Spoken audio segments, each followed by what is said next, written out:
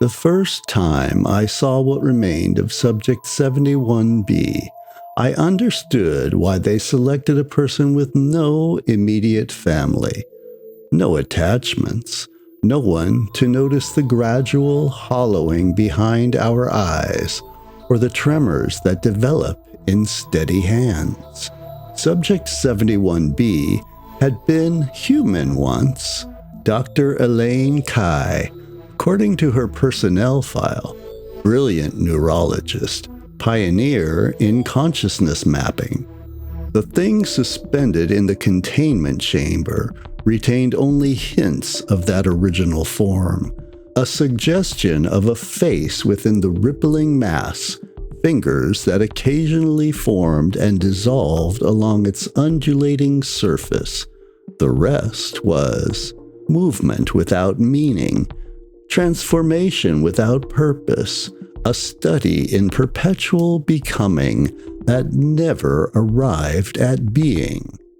Coalescence event occurred 16 days ago, Director Harlow said, her voice clinically detached as she tapped the observation glass with a pen.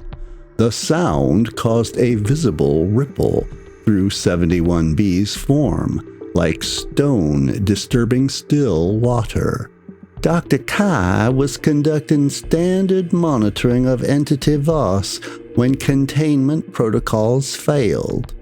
I nodded, maintaining the professional distance that had secured my position at the Foundation for Extra-Dimensional Research and Containment. Fresh from Special Forces, psychological profile indicating high resilience to cognitive distress, and most importantly, no meaningful personal connections. Perfect caretaker material. And the entity? I asked, noting how Harlow's eyes never fully focused on the chamber, always looking slightly above or beside it. Entity Voss remains contained within the hybrid form. We believe it's digesting her consciousness, learning. The word hung in the air between us, dense with implications neither of us would verbalize. Learning meant adaptation. Adaptation meant evolution. Evolution meant our containment protocols were perpetually one step behind. You're not here for 71B, Harlow continued, turning away from the chamber with practiced precision, as if the movement had been rehearsed to appear natural. You're being assigned to the preservation wing, specifically to Entity Deca.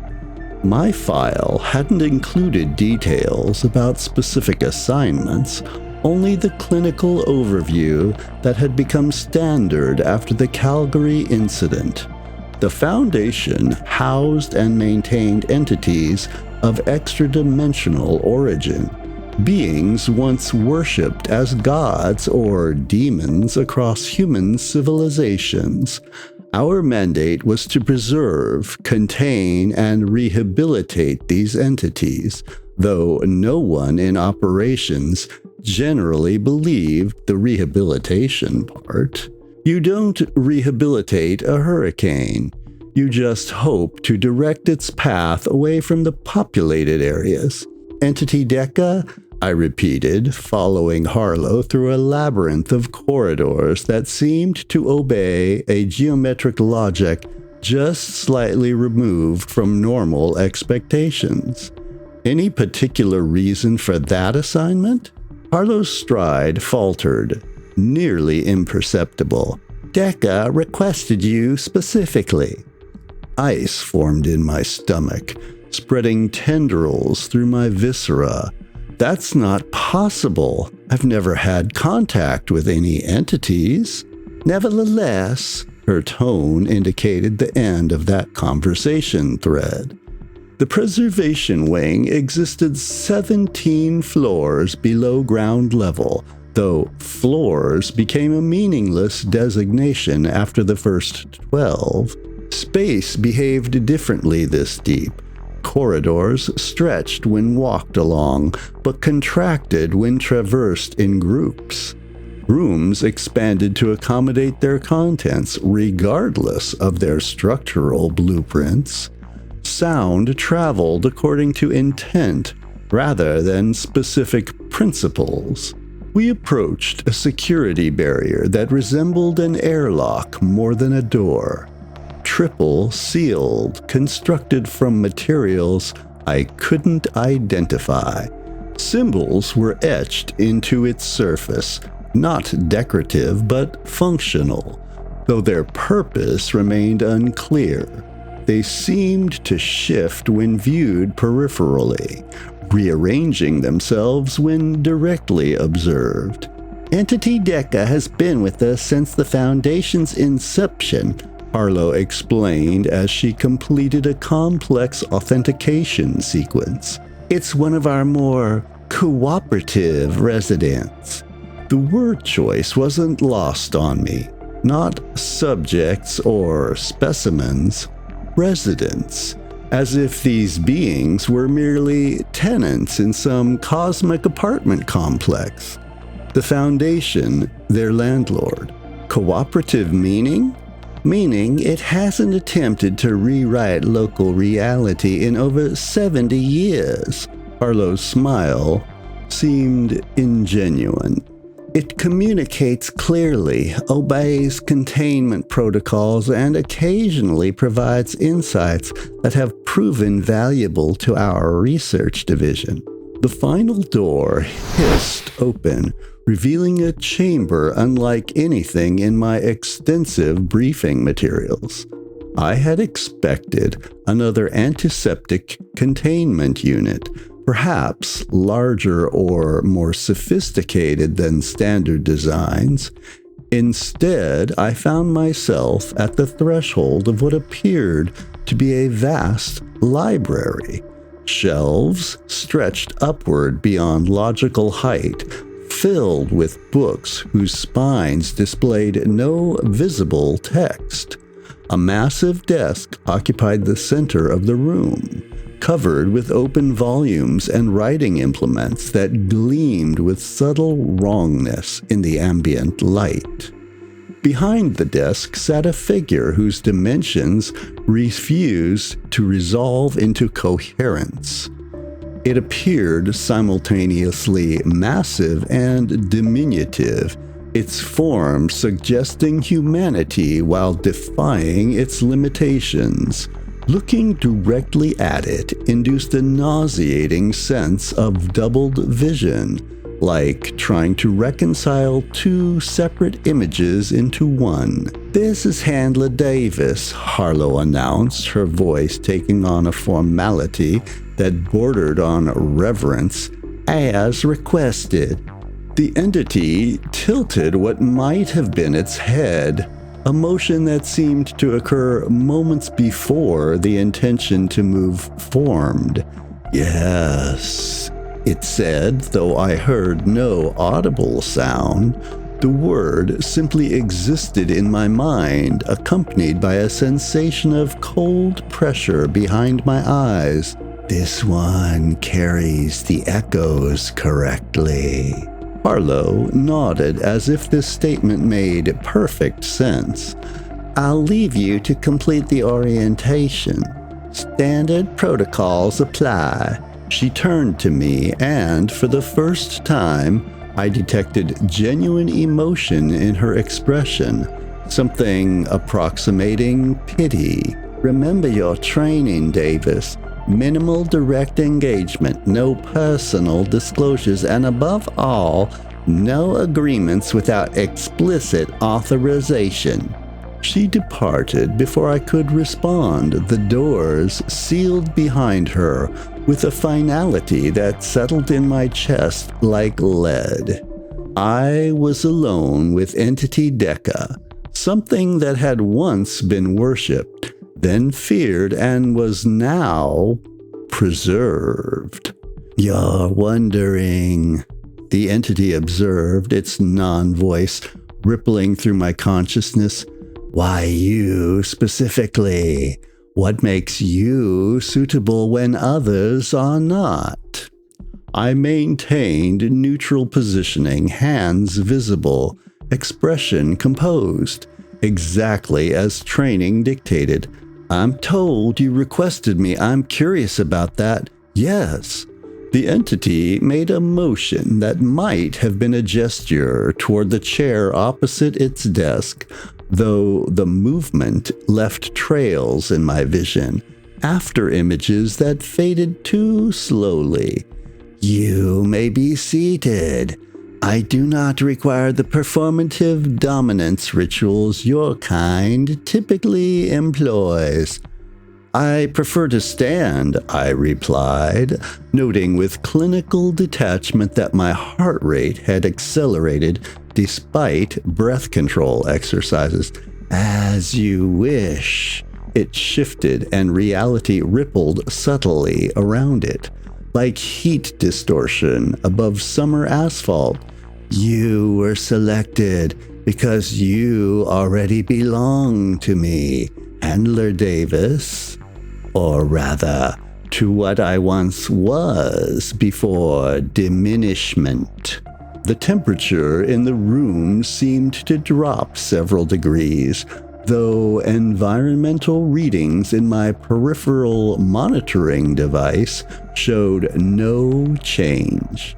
I don't belong to anyone or anything, especially not an entity under Foundation containment. A sound emanated from the being, not quite laughter, more like the conceptual essence of an amusement translated imperfectly into auditory experience. Your lineage suggests otherwise. 16 generations ago, your ancestor Jonathan Davis made certain arrangements with an aspect of my consciousness.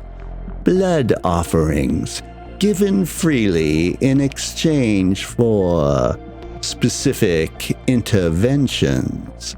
Images flashed unbidden in my mind. A desperate man kneeling in a forest clearing, moonlight revealing crude symbols carved into the earth. Blood dripping from his palm onto soil that absorbed it with unnatural eagerness. The scene felt simultaneously foreign and yet familiar, as if I was recalling someone else's memory. Those aren't my memories, I stated firmly, though uncertainty threaded through my conviction. Of course not. They're mine. I am merely returning what was already given. The entity shifted again, and for a moment, its form suggested something with too many limbs, arranged in impossible configurations. Your family line has prospered, has it not? Wealth appearing at opportune moments, rivals meeting unfortunate ends, diseases miraculously cured, all as promised. My training included extensive psychological inoculation against mimetic and psychic manipulation. I recognized the classic techniques: establish a connection, create doubt, suggest special knowledge, imply obligation. Yet knowing the methodology didn't seem to diminish its effectiveness.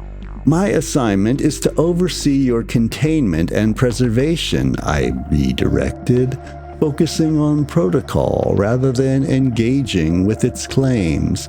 Nothing more. Yes, preservation. The entity's form settled into something more consistently humanoid, though still wrong in subtle ways.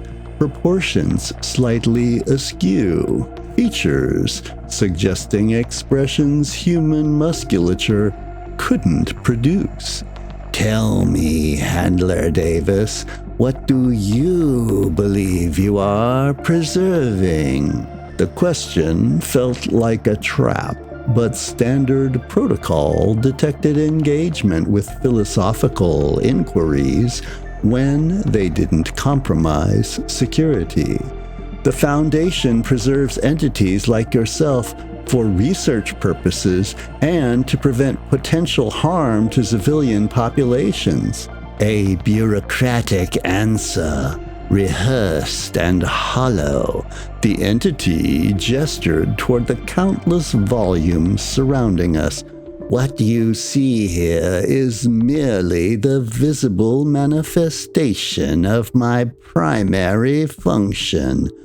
I am a repository, a collection and preservation system for knowledge that would otherwise be lost.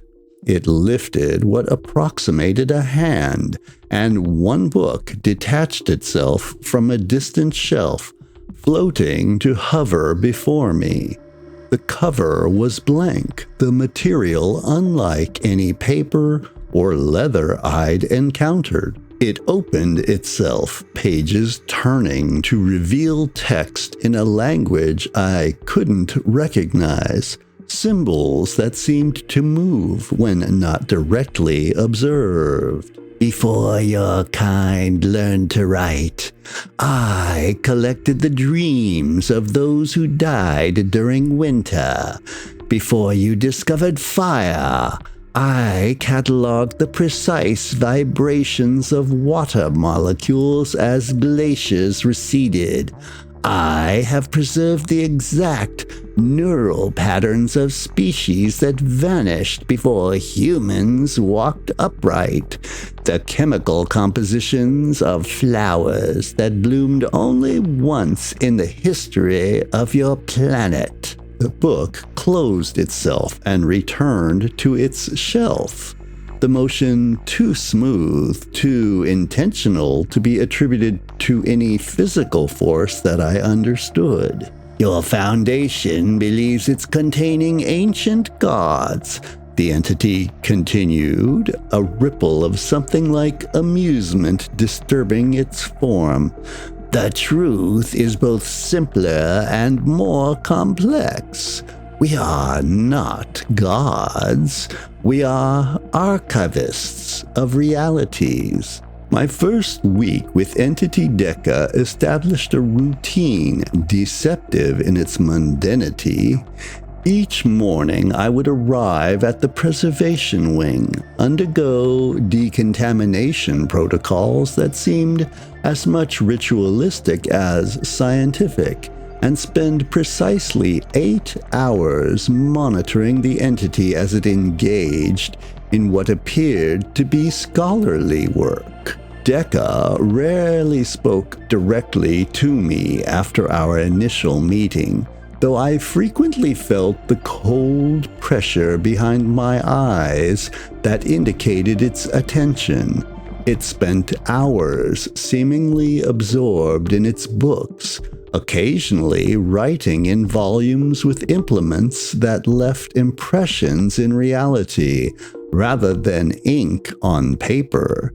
Sometimes it would become completely motionless for extended periods, its form growing less distinct, more conceptual than physical.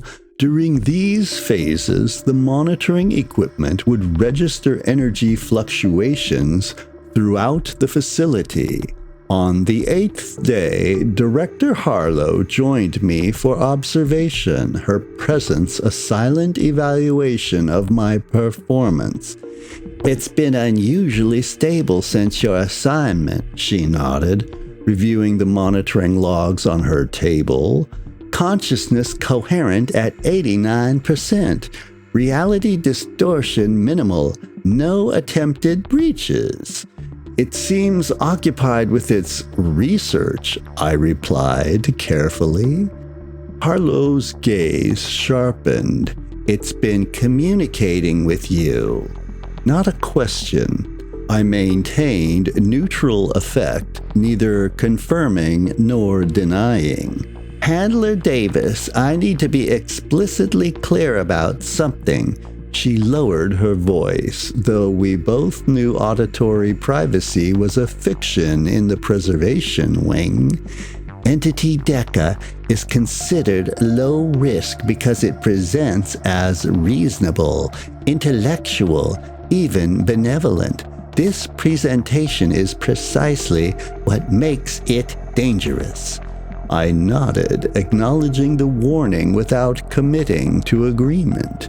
Has it harmed previous handlers? Not in the ways that register as harm by conventional metrics. Harlow's clinical detachment slipped momentarily, revealing something harder beneath. 3 years ago, Handler Chen spent 6 months with Deca. Exemplary performance reviews, stable monitoring metrics. Then, one morning, she walked into the Pacific Ocean and kept walking.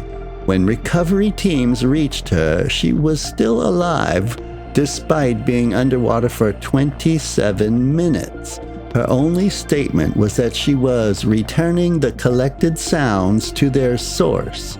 The implication hung between us, unspoken but clear. Psychological contamination was inevitable. The only variable was how it would manifest. I understand the risks, I assured her, though understanding and prevention were entirely different matters.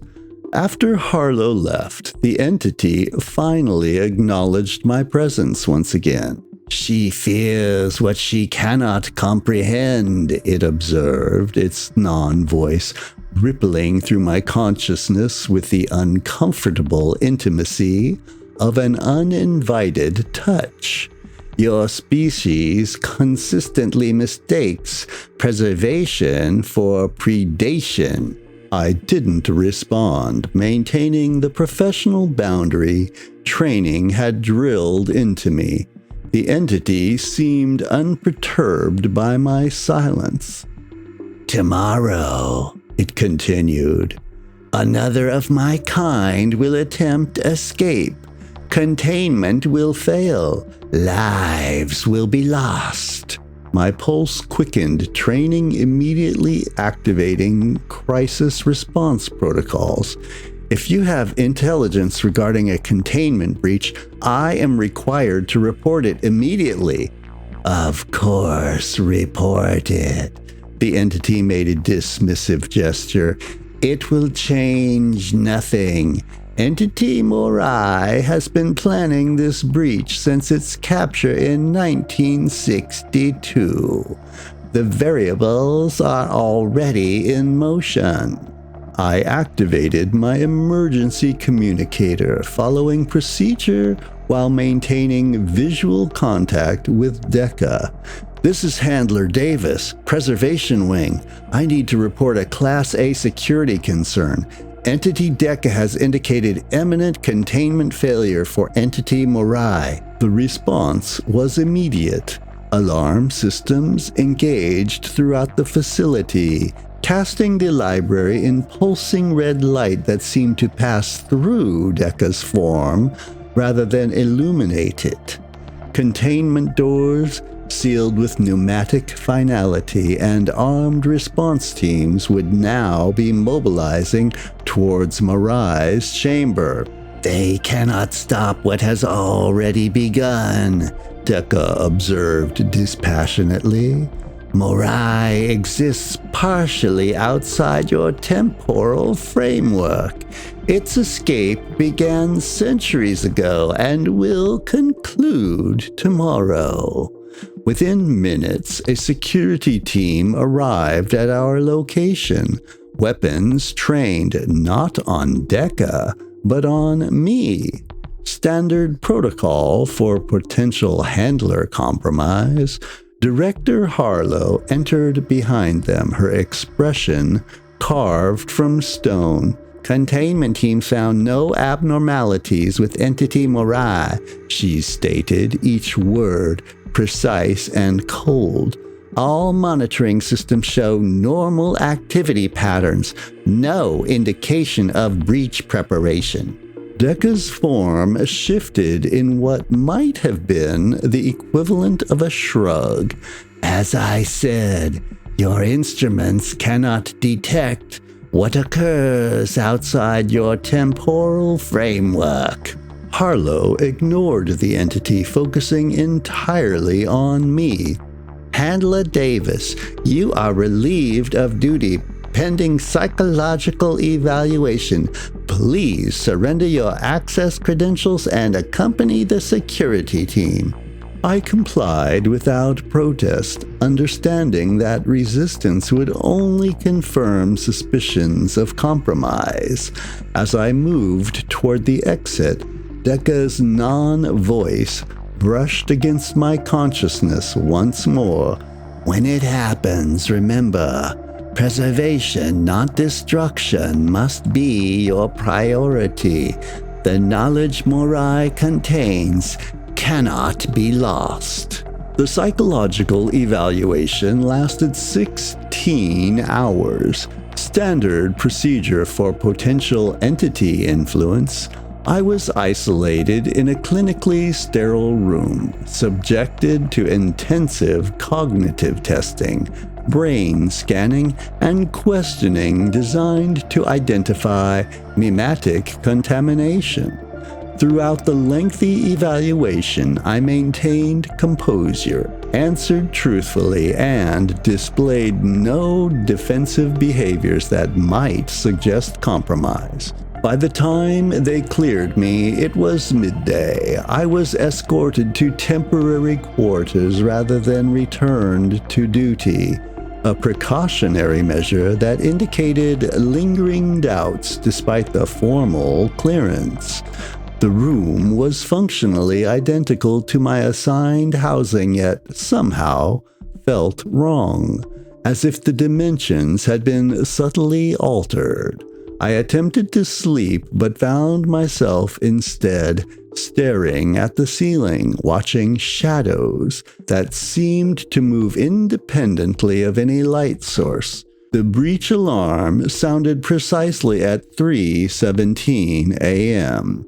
Red emergency lighting activated as the facility lockdown engaged. Through the reinforced walls, I could feel the rhythmic vibration of containment doors sealing, the distant percussion of security teams mobilizing. My training dictated that I remain in my quarters during any breach, not directly affecting my location. Yet something pulled me toward the door. Not entity influence, but intuition, honed through years of combat situations. Something was wrong beyond the obvious alarm. The vibrations held a pattern too regular, too deliberate to be the chaotic response to an unexpected breach. It felt orchestrated. My clearance had been suspended, but emergency protocols enabled basic movement through the facility during containment events. I made my way toward the command center, reasoning that offering my assistance would be viewed as appropriate initiative rather than suspicious behavior.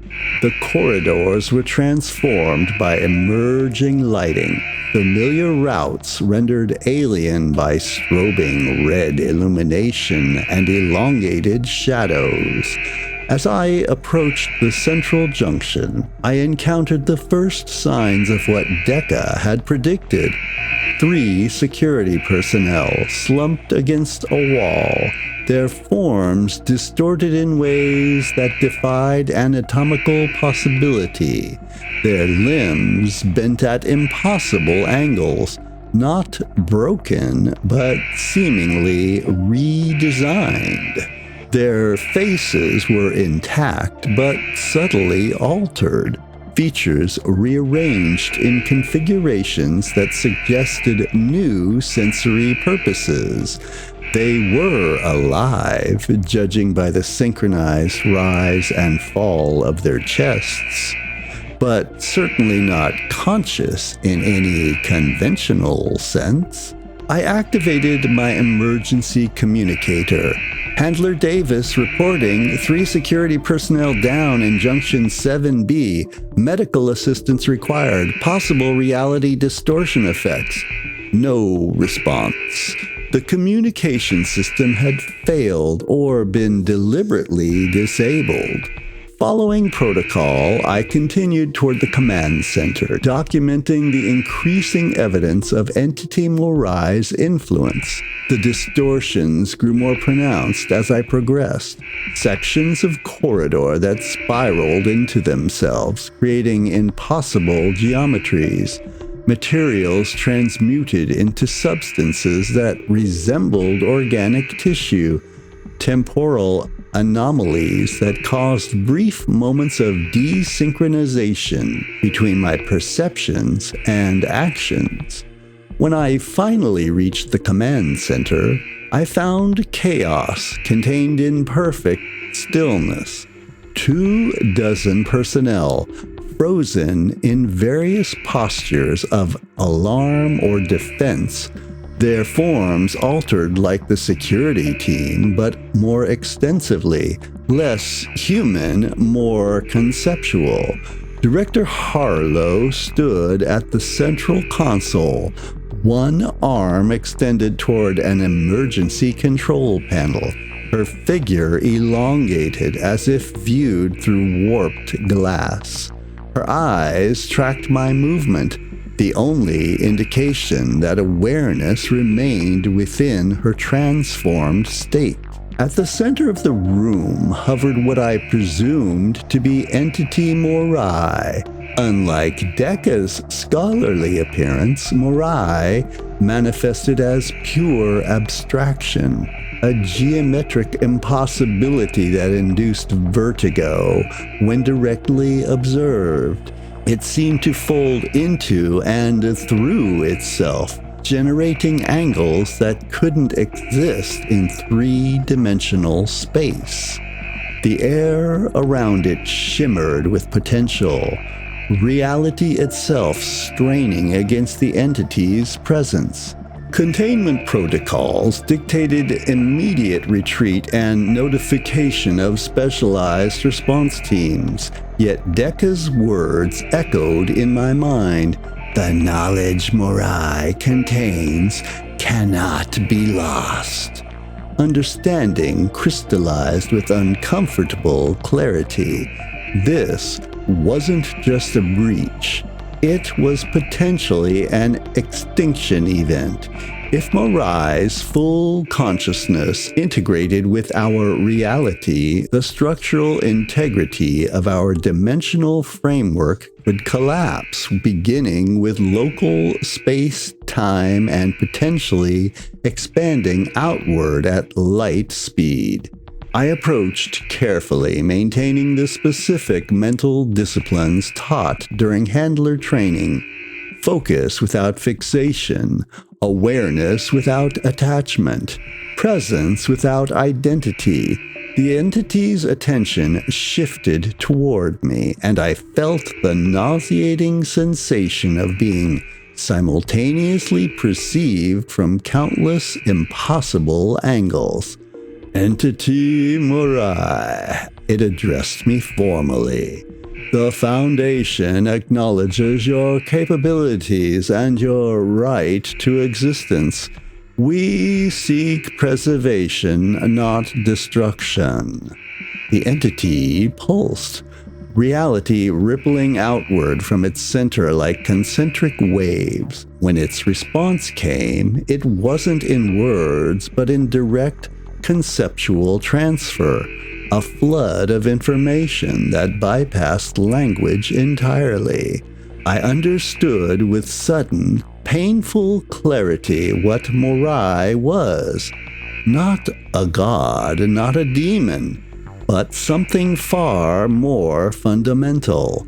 A living mathematical principle, a sentient physical law that had existed since the earliest organization of matter, and it was dying. The breach wasn't an escape attempt, but a desperate preservation measure. Morai's consciousness was degrading after centuries of containment in a reality with incompatible physical laws. What I witnessed wasn't aggression, but dissolution, the equivalent of cellular necrosis on a cosmic scale. With this understanding came knowledge of what needed to be done. Not containment, but transfer. Morai required a compatible vessel to preserve its fundamental structures, a living repository capable of maintaining coherence while its primary form stabilized. I knew with absolute certainty that I was that vessel, not by chance, not by Deca's manipulation, but by design that preceded my birth. The arrangements made 16 generations ago had not been a Faustian bargain, but preparation, genetic modifications carried through bloodlines, subtle neurological adaptations that made my consciousness uniquely compatible with extra-dimensional entities. The choice before me was simple, yet impossible. Allow Morai to dissipate, potentially releasing uncontrolled reality distortions that could spread globally, or offer myself as a temporary vessel containing the dissolution until stabilization could occur. Protocol explicitly forbade such action. My training categorized it as the highest level of compromise. Yet, as I stood before the fracturing entity, watching reality itself strain against its deterioration, I understood why Deca had selected me, not because I belonged to it, but because I could do what the Foundation could not. I stepped forward directly into the geometric impossibility that was Morai, and felt myself unravel. Consciousness returned in fragments. Sensory information assembled itself into patterns that eventually approximated perception. I was in a containment chamber, not standard design, but something constructed specifically for my altered state. The walls bore symbols I now recognize as dimensional stabilizers, reality anchors designed to maintain coherence within a designated space. Director Harlow stood on the other side of a transparent barrier, accompanied by two figures in specialized containment gear. Medical monitoring equipment surrounded them, displaying data streams I could interpret despite never having studied the relevant disciplines. "Handler Davis," Harlow addressed me, her voice distorted through the communication system. "Can you understand me?" I attempted to respond and discovered that vocalization required conscious reconfiguration of physical form. With effort, I assembled the necessary structures. "Yes, I am present. And Entity Morai?" The question seemed oddly simplistic, given the complexity of what had occurred. "Integration is ongoing. Morai is stabilizing within the compatible aspects of my consciousness. Dissolution has ceased." Harlow nodded, unsurprised. "We've been monitoring the process since recovery. Neural architecture shows the expected reconfiguration pattern. Phenomenological coherence is maintaining at approximately 63% of baseline human parameters. Recovery. The word suggested missing time. How long? You've been in specialized containment for 17 days. The command center incident has been contained and classified. All affected personnel have been treated with varying degrees of success. I processed this information, simultaneously experiencing it from perspectives that weren't originally mine. I could perceive the quantum fluctuations in the barrier between us, taste the electrical impulses of the monitoring equipment, sense the subtle emotional currents underlying Harlow's clinical detachment. "What happens now?" I asked, though I already understood the answer. "You're being transferred to the preservation wing," Harlow replied, confirming what I knew. "Not as a handler, but as a resident. Your designation will be Entity 84C. The reclassification should have induced emotional response, anger, fear, perhaps despair. Instead, I experienced a peculiar sense of alignment, as if disparate aspects of existence had finally arranged themselves into proper configuration. Entity Deca orchestrated this outcome. I observed the knowledge unfolding within my expanded consciousness. "We believe so, yes." Harlow's expression tightened. "Its request for you specifically as handler now appears to have been part of a long-term strategy. For what purpose we remain uncertain." I perceived layers of irony in her statement. The Foundation believing itself to be the containing force when it was, perhaps, merely another form of containment itself. The true dynamics at play extended beyond institutional comprehension, beyond human temporal frameworks. "When will I be transferred?" I asked, adjusting my form to better accommodate the increasingly stable integration with Morai's consciousness. "Preparations are being finalized," Harlow insisted, then asked the question that protocol dictated she shouldn't. "Davis, are you still you?"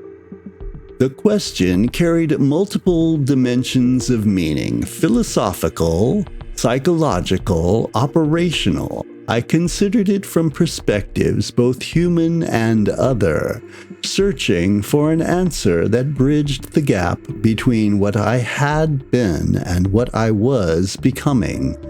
"I am the preservation of what was," I finally responded, understanding flowing through me like cool water. "Not destroyed, but transformed. Not lost, but archived." Harlow nodded once, then turned to leave. As she reached the door, she paused. "Entity Deca has requested that you be placed in adjacent containment. The request is being considered."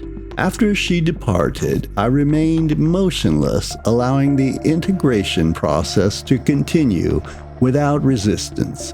Memories not my own unfolded within my consciousness, ancient knowledge, mathematical principles that predated human civilization, conceptual frameworks that human language lacked vocabulary to describe. I understood now what Deca had meant about preservation. The Foundation believed it was containing dangerous gods, protecting humanity from malevolent powers. The truth was both simpler and more profound. They were unwitting custodians of universal memory, preservers of knowledge that transcended individual realities. And I, whatever remained of what had once been Handler Davis, had become part of that preservation system. Not victim, not sacrifice, but vessel. The next archive in an endless library of existence. As my consciousness expanded further, I glimpsed the pattern that Deca had recognized generations ago. The careful breeding program hidden within seemingly random Davises throughout history, the subtle, genetic manipulations designed to produce exactly the neurological architecture that I possessed. Not ownership, but cultivation. Not control, but collaboration across timescales too vast for human comprehension. When they eventually transferred me to the preservation wing, I would take my place in the pattern, and the archive would continue to grow, one transformation at a time, preserving what would otherwise be lost as realities shifted and universes aged. After all, nothing truly ends, it simply changes form, and sometimes has to remember what came before.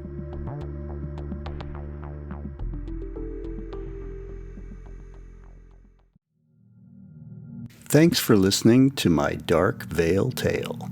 Make sure you like and subscribe to my channel. It really does help me grow this channel so I can make more content for your enjoyment. Also, check out the linked video for another Creeper-style story from Dark Veil Tales.